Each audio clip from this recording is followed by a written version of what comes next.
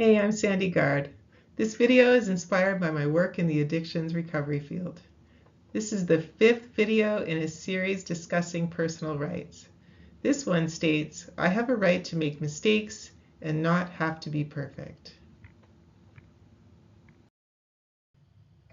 So straight off, it may be helpful to talk about balancing out any perfectionist tendencies, which I certainly observe in myself. There are 3 main types of perfectionism. The first is called self-oriented perfectionism. This involves imposing high standards on ourselves. Other-oriented perfectionism involves imposing unrealistic standards on other people. And the third, called socially prescribed perfectionism, involves perceiving that others have high expectations of us. So it may be useful to tap into which one you're most affected by, if you are at all, or maybe you're affected by all of them. It's just something to keep in mind as we move forward. I have a right to make mistakes and not be perfect acknowledges the inevitability of mistakes and that they're crucial for both personal and professional development. Mistakes offer us valuable opportunities for learning and growth. When we embrace our imperfections, we cultivate resilience, adaptability, and a more open-minded approach to life. Having the right to make mistakes and not be perfect may not be easy for some of us to adopt. So let's chat about ways to reduce perfectionism. Focusing on progress rather than being perfect is actually really helpful. So yesterday I was re-caulking my bathtub, for example, and when I was putting the caulking on, I felt like, oh, I'm not doing a great job, I'm putting too much on, it's not smooth enough, this, that, and the other thing.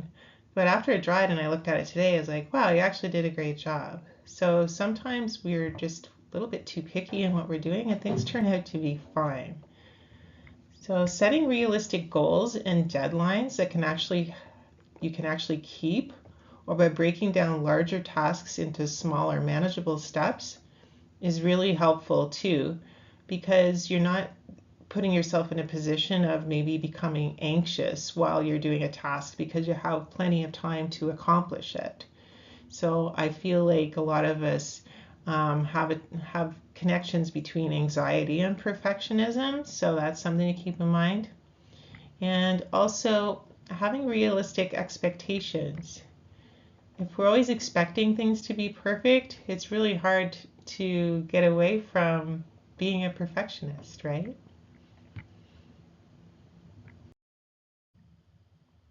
We can also minimize perfectionism by practicing self-compassion. We can treat ourselves with kindness and understanding and avoid self-criticism and negative self-talk. Celebrating our successes, no matter how small, may be useful in creating a new mindset too. Owning our right to make mistakes and not needing to be perfect may help us to identify negative thought patterns. This is a form of mindful awareness that can help us shift our thoughts to more positive thoughts or affirmations.